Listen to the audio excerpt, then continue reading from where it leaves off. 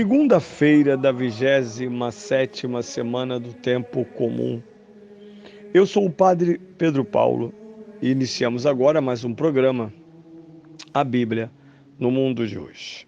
Bem, agora remergulhemos, porque já começamos isso na sexta-feira, nesta bela parábola. Quero lembrar que ela é lida no contexto da parábola passada. Nós estamos quase no fim, praticamente no fim do capítulo 21, dos versículos 33 a 43. Na parábola anterior, Jesus se dirigia ao mesmo público. Trata-se dos príncipes, dos sacerdotes, dos anciãos do povo, sobre aqueles dois filhos e suas diversas atitudes diante da ordem de seu pai. Venha hoje trabalhar, ou vá hoje trabalhar na minha vinha.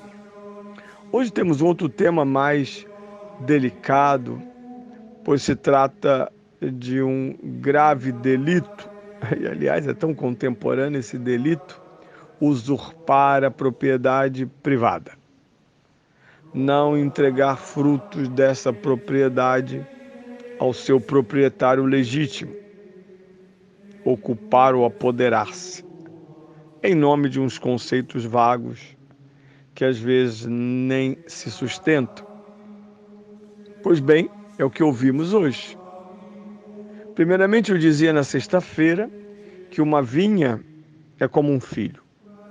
Aliás, qualquer terra cultivada estabelece uma relação de produtividade a partir do intenso trabalho exercido entre aquele que cultiva e o terreno cultivado. São várias ações: plantar uma vinha, cercá-la com uma sebe, cavar um lagar e levantar uma torre. Tudo isso foi feito para que se pudesse dizer: ali há uma vinha e produtiva. Depois, eu dizia na sexta passada, ir para o exterior, ir para longe, confiando a administração desta vinha a outrem. Claro que aqui está evidente, eu dei um exemplo da criação na sexta passada. Hoje posso dar sem dúvida nenhuma o exemplo do próprio Cristo, que após a sua ressurreição volta à direita do Pai, confiando aos 12 apóstolos o desenvolvimento futuro da sua vinha, plantada por Cristo, regada com seu sangue, que é a igreja. O que acontece? Esta vinha e seus produtos têm dois dividendos. Primeiro é o proprietário, que tem direito a uma grande parte dos frutos desta vinha. E segundo, dos vinhateiros, dos que arrendaram, os arrendatários, porque trabalharam para que a vinha não fosse somente um terreno de possível cultivo ou resultado. Assim como não acreditamos como correto, e no nosso caso constitucional, a usurpação por quaisquer motivos da propriedade privada, também repudiamos profundamente o trabalho escravo. Explorar, como se explora, parece, no campo brasileiro e mundial, a mão de obra.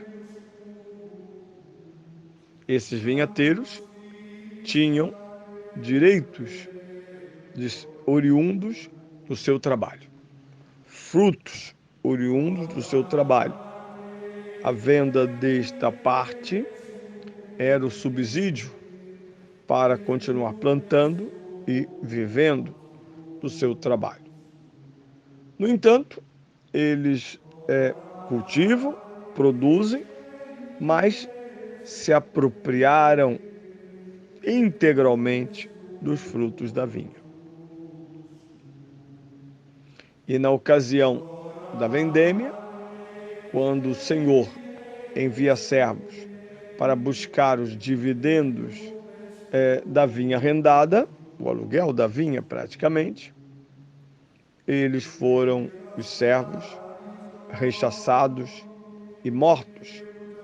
Por isso que entenderam assim usurpar o direito à propriedade dos frutos ali cultivados. A parábola chega ao máximo quando, esgotados o número dos servos, o proprietário envia-lhes o seu próprio filho. E aqui temos o auge da trama. Respeitarão meu filho? A esta iludida apreensão da realidade, os vinhateiros respondem: este é o herdeiro, matemo-lo e ficaremos com sua herança. A descrição é muito simples. O levam para fora da vinha e matam-no. Assim termina a parábola. E como na semana passada, Jesus na semana passada colocou duas questões a esses senhores que ouviam esta parábola: que vos parece? E ao terminar disse: quem foi o filho que obedeceu à ordem do pai? Depois de descrever toda esta matança, Jesus pergunta aos seus ouvintes: quando vier o dono da vinha, que fará aqueles vinhateiros? Este processo, portanto, coloca-nos diante de uma grande questão: apropriar-nos dos dons e dos carismas de Deus a nosso favor, que nem a nosso favor mas em detrimento do dom de Deus.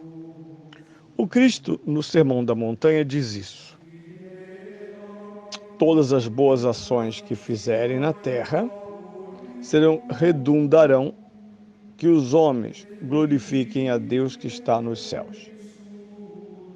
Nossas boas obras não são realizadas para nossa vanglória. Não é a nós que os homens devem considerar, é a Deus. Nosso agir bom se origina em Deus e de Deus deve tornar-se fonte de ação de graças. Por isso, quando esses servos resolvem, e aqui está o elemento final da pergunta de Jesus, ou da questão de Jesus, colocada aos sumos príncipes dos sacerdotes e anciãos do povo, é o que significa e qual é o juízo sobre essa usurpação violenta que culmina com o assassinato do filho. Que Deus, ou o que o dono da vinha deveria e deverá fazer contra esses vinhateiros homicidas.